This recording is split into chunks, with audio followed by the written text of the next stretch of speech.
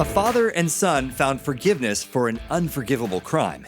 We'll look at the importance of rest in the Bible, and Nick DiGiovanni's latest collaboration is stirring up a record-breaking moment, which is blending him into the Hall of Heroes. Coming up on episode 103 of Manly with Andy.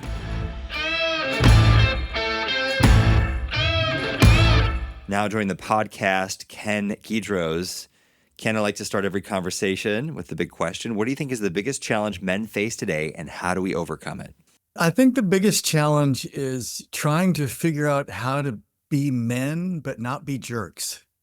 You know, there's that kind of steel and velvet challenge, that thought of, I want to be strong, but I don't want to be a jerk. That balance, certainly with the women in our lives, even with our children, even with ourselves. I mean, sometimes we can be a real jerk with ourselves. I think finding that balance as to how you are. My brother and I are very, very different. He's more of a rugged man. I'm not quite that way. You know what I mean? And his balance is different than mine, but I've got to find the way God made me and find my own balance. I like that. And I always think about the best example, of course, is Jesus, and how he was direct with people, but still somehow kind at the same time. Yes, I love it. It's the tallest order that I can imagine. I just wrote a piece. I do a weekly essay, almost just kind of a, me working life out. But the title was What to Read in the Bible When You Don't Want to Read the Bible. And my answer was David, Solomon, and Job. Those are three people I can read without feeling like a wretch, right? When I'm down. But my friend emailed me and he says, you know what, Ken, I would add a fourth and I would add Jesus. I emailed him back. I said, is it not ironic? Jesus sets the highest bar, but yet he's so approachable. And you're right. The way he dealt with people was such a high call and yet so accessible. And if I can even get close to that in my life, I'll be happy. Well, let's jump into your book and your story now, Letters to My Son.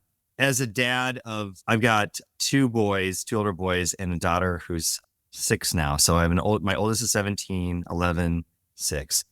Just kind of reading your story and what you went through with your son. It was a little bit of kind of what I went through. I think a lot of dads have teenage sons that do things because we as teenagers, I think we remember, and especially as boys, I had a gym teacher that put it this way: our brains haven't gelled yet. Amen to that. Right. And so one night, my son came home in the back of the sheriff's squad car. And that started us on a journey that, we're in a better place now. But you think things are good. And then all of a sudden, life just hits you and you go, wow. And then so many things come up as a dad, as a parent. You just think, I'm an awful parent. I'm an awful parent. Right. And I'm sure you went through all of that. So let's jump into your story first, then we'll kind of talk about the parenting stuff afterwards. But go ahead and talk about what brought you to write this story and the journey with your son. So my middle son's named Lucas, and he struggled with substances in high school off and on, and then off and on through his 20s, but more on in his 20s. And he graduated from weed to opioids and eventually to heroin and even to meth for a while, into recovery, out. So it was a journey. It was a challenging time for him, and he just never found his legs. Then tragically, at age 27, he killed a man. He was high on heroin. He was driving his car. He was on a country road and just rear-ended him and killed him instantly. Made a widow and killed the man. And so he went to LA County. He was there for about 6 months, and then to prison. Got a 10-year sentence. But in California, they have what they call milestone programs, where if your crime is nonviolent, which his was very violent, but it was deemed nonviolent because he was inebriated. It was manslaughter as opposed to murder. Anyway, so the point is that you can whittle with Alcoholics Anonymous, church, AA degree, all kinds of things that you can do in prison. You can whittle down from 10 to 3 years, which was what he did. But during that 3 years, it was a rebuilding process. You can imagine your feeling when you saw your son in that car. It just sets this whole new dynamic, and then you have to build from there. Well, so too here. I met him. I saw him a couple weeks after going to LA County, and it took a couple weeks, to be honest with you. I didn't even want to see him. I wanted nothing to do with him at first. The thought of posting bail was a non-thought, not even a possibility, because it was 10 years of of lies and stealing and, just challenges between a father and son. But there was a point several weeks after being at LA County where in the visiting room, he and I were the only ones. And that never happens, where it's just the two of you. There's, we're on phones, we're talking through glass. And he completely melted down right in front of me, just heaving, sobbing. And, I saw a son I hadn't seen in 10 years, clear eyes, a human being finally. It started us on this journey, this beautiful journey of connecting as a father and son, but also as in our faith. I wrote him, really the breakthrough letter was one of the first letters, not the first, where I channeled the David and Bathsheba incident. That's a fairly salacious, interesting incident. Right. Come on, let's be honest. And I wrote about how he tried to kill Uriah, her husband. And I wrote about the redemptive part of it, the fact that at the end, after a year, he was confronted about this thing that he had completely missed in his mind, that he killed the husband of a woman he slept with, right? You think about that. This is David, a man after God's own heart. So I wrote it as a novel. When my son finally got through it, he loved it. And it was that spark that helped Lucas and I now start talking again. And he saw if David can kill a man and then have a life again, which David did, maybe his best years were behind him, but he still had some phenomenal years ahead of him.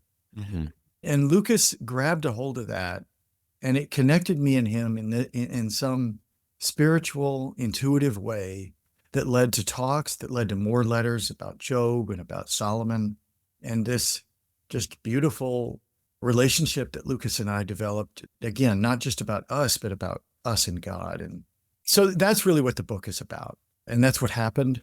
I never would have dreamed that I'd write a book about it, right?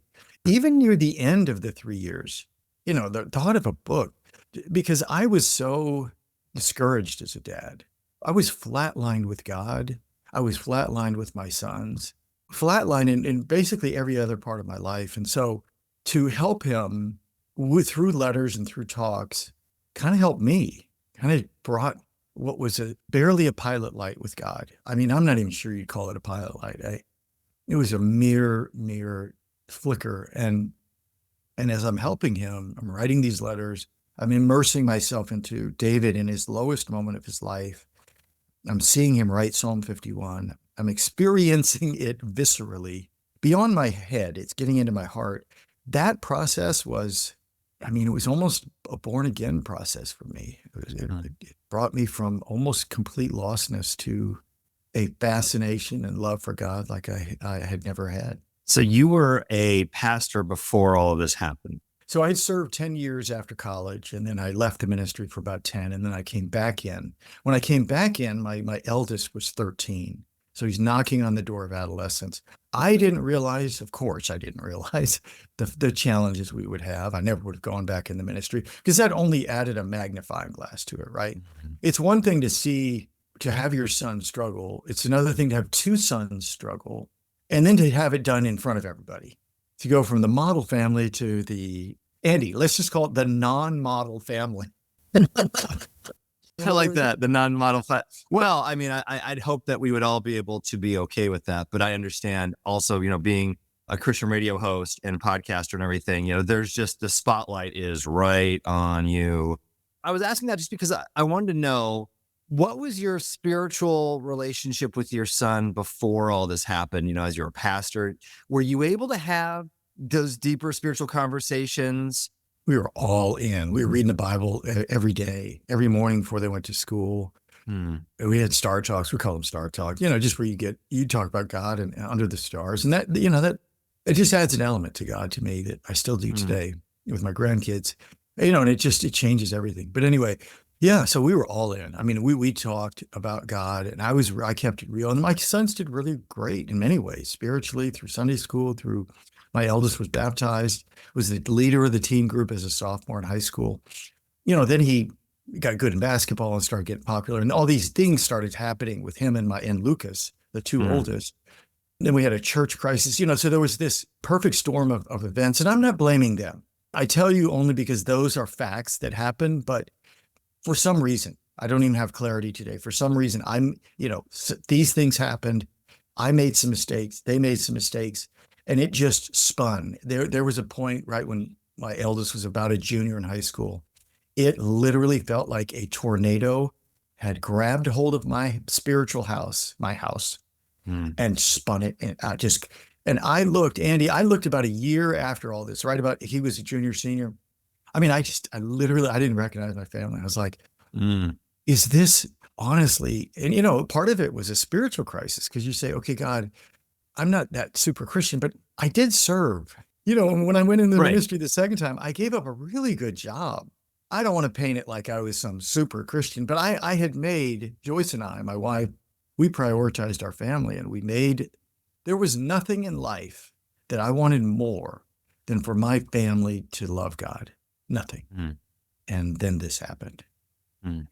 I say that because I feel like I'm kind of, with my son and what I went through. And my wife has been very kind about this, because she kind of had a journey of being a rebellious teenager. And I did too. I wasn't perfect. Absolutely not.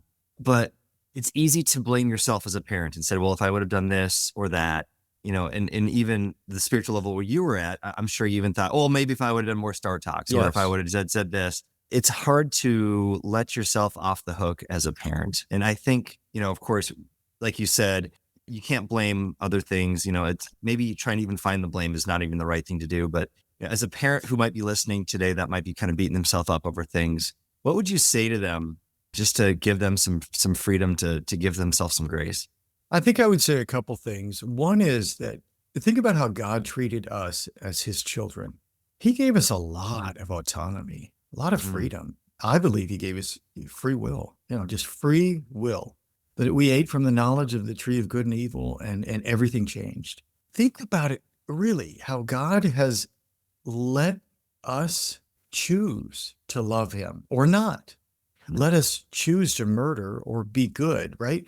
And there's that freedom that he gives us. And I don't know, I tried to control. I think I might have tried to control a little too much. Well, I did. To me, the parent-teenager relationship, the relationship between God and man, is very similar to that. And it's dangerous. Freedom is dangerous. And allowing your son or daughter to exercise their freedom, it's very difficult as a parent. And I think we have to emulate God. We have to think about how God is with us and say, you know what? I need to let there be an appropriate amount of freedom. I was reading about Madeleine L'Engle, who wrote A Wrinkle in Time, which a book that touched me as a kid. She a real spiritual woman, and she talked about her own teenagers reading, some books she wasn't wild about. But, she instead of just saying, no, don't read that, which is then going to make them want to really read it. They're going to finish that book that night, right? I mean, come on, that's just how you are. It's how I am. She read the book and then they would talk about it. And I just thought, okay, now that's a little more how I might naturally have done it. But the fact that I was in the ministry and there were all these eyes, I did make some mistakes. So, and the biggest thing I regret is that I didn't listen to my gut, what I believed God was leading me to. I listened to those over me. I listened to the other parents of teens in the church. I felt that pressure, and I gave into it, and I exacerbated what was already a difficult situation. So I think if parents are in those shoes today, I think as hard as it is to own it, we want to go, okay, I'm going to get advice, and then I'm going to, then the pressure's off of me. To me, no. Pray that God will speak to you. Listen to other people. Read the Bible. Listen for God's voice. But at the end of the day, you as a parent, you're just going to have to do what you believe God wants you to do with your teenager. Let's talk about your marriage and your relationship with your wife, and how you guys got through this situation. Because again, going through it a little bit in just a small way, there was a lot of, actually, I was surprised at how much my wife and I kind of were on the same front. But, there's a lot of pressure, and there was a lot of, we need to do this and that. And what was that like with your wife, and how did you guys come out on the other side during this challenging time? It was tense at times, and it was a lifesaver at times. There were times I felt like she enabled that he'd come to borrow money, and I'd be like, if you think you're borrowing money from me, you're nuts. And she'd lend him money. I would be like, are you freaking kidding me? Right. So you have that talk, or you don't. Maybe you just swallow it. There, after my oldest two started to to flail maybe 2-3 years into this. I really lost confidence, Andy, and I just couldn't. I just, if she wanted to do something, I was like, you knock yourself out, because I don't know what's going on. I don't know what's right. I don't know what the best thing is here. And I'm not saying that's right or anything, but that was, because about this point, I started realizing, you know what, Ken, you can draw lines and you can do this, that, and the other. You know what you're going to do? You're not only going to lose your kids, you're going to lose your wife. And I was like, I'm not losing my marriage. I've lost it looks like my kids are just going to go the other way. I'm not losing my marriage. I mean, what am I going to, I'm resigning the ministry. I can't even go to church anymore. I lose my sons, and now I'm going to get divorced. Yeah, right. I think I would have, dug a hole and just called an end to it, right? So I was like, okay, Joyce, we're going to have to make this work. And so, we talked a lot. She gave, and I'll say this, Andy, we gave each other a lot of room, a lot of space. My inclination in hard times is to go fetal, is to curl within myself. I don't want to talk to other men. I don't want to talk to other women. I don't want to talk to anybody. I want to hike until my legs go numb. And then I'm going to keep hiking with my dog Mumford. Right. And that's what I did. I went and I live near the Eastern Sierra Nevadas. And I mean, I would just hike for a lot, just numb my mind. And Joyce wanted to be social, right? She's the opposite. So she could judge me. You're too much of a loner. You don't love your sons anymore. She said those things, and I said some things to her, but we just, I don't know, I couldn't lose the marriage. And so we let each other have some space. We would come together at night, every night. When the incident happened, the newspapers, there's a high profile tragedy. My son was, I felt like I had a scarlet letter in my town. I could barely go to the gym with, newspaper reporters showed up to our house. It was very difficult to live. But, at night we'd come together, we'd watch some TV, and, the room's dark. We would talk. There's something about darkness. Darkness is useful sometimes in communication. You don't have to look at each other. I could cry without feeling, something. And, we'd watch a Grey's Anatomy that was really sad, and I'd just be weeping. She's like, whoa, my husband is unhinged. But, she wouldn't say that. But, we just talk, and I don't know. We just hung in there, and I didn't want to lose the last relationship I had. So we made it work. So let's talk a little bit about your faith journey and afterwards. Well, let's go here. So your son gets out of prison. What was that like afterwards? Because I know your relationship was strengthened with your letters and seeing him from time to time, but what happened afterwards? Did he live with you guys again for a while? He did. So he came home right away. We drove him home. So what was that moment like when you picked him up and brought him home?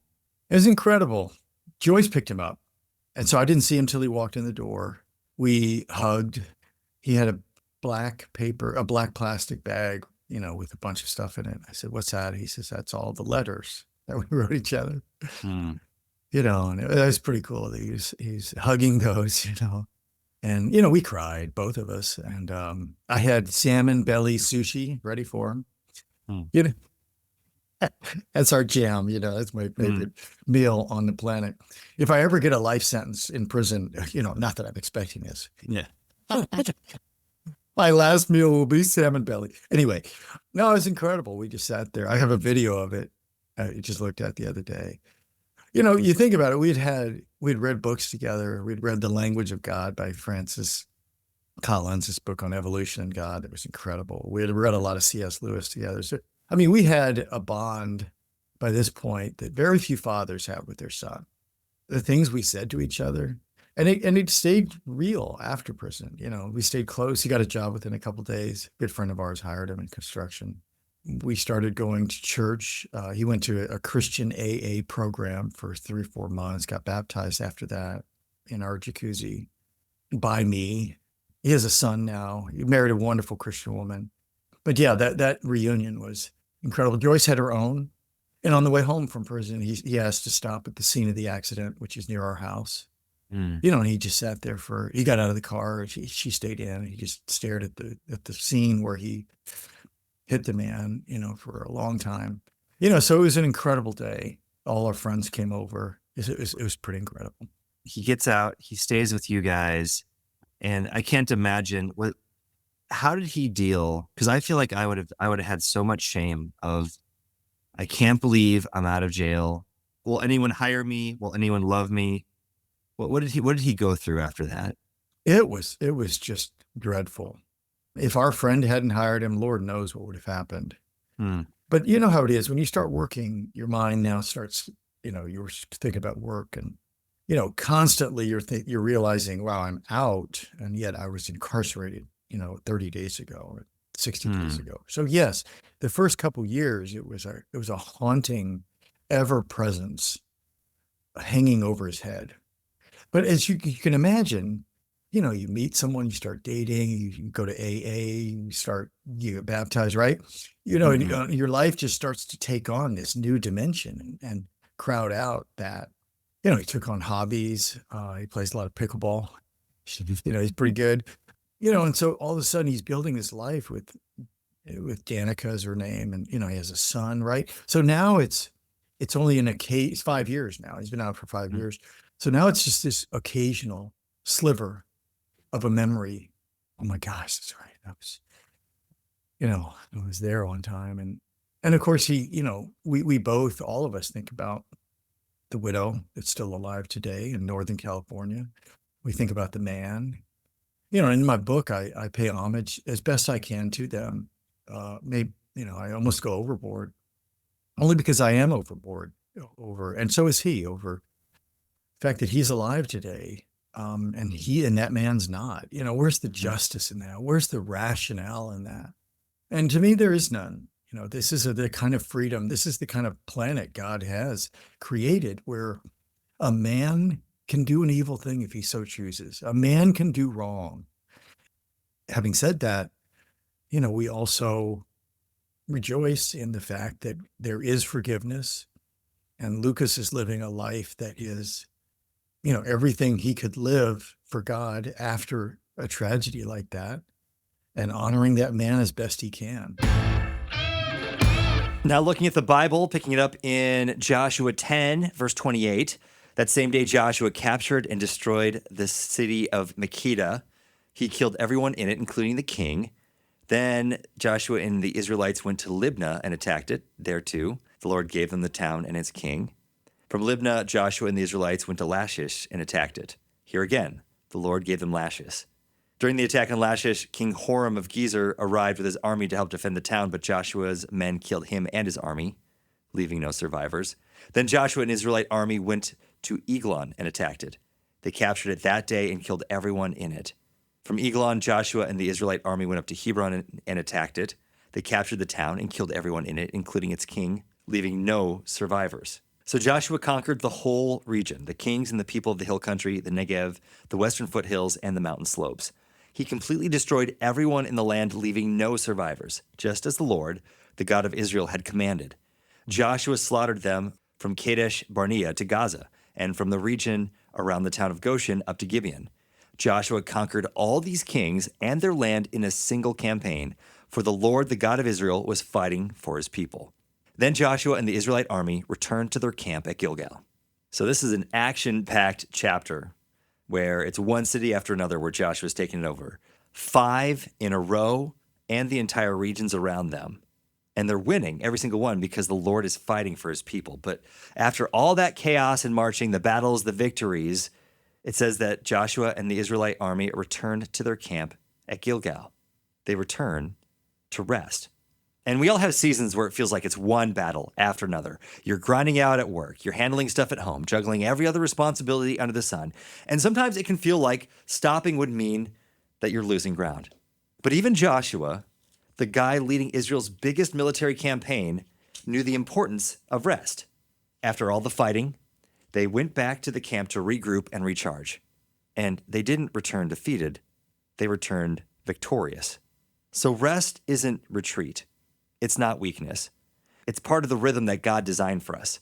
Even when things are going well, you've got to take time to step back, breathe, and restore your energy for what's next. So if you've been in battle mode lately, remember, Gilgal isn't just a place, it's a reminder. Rest isn't the end of the mission, it's how you prepare for the next victory. Now entering the Hall of Heroes,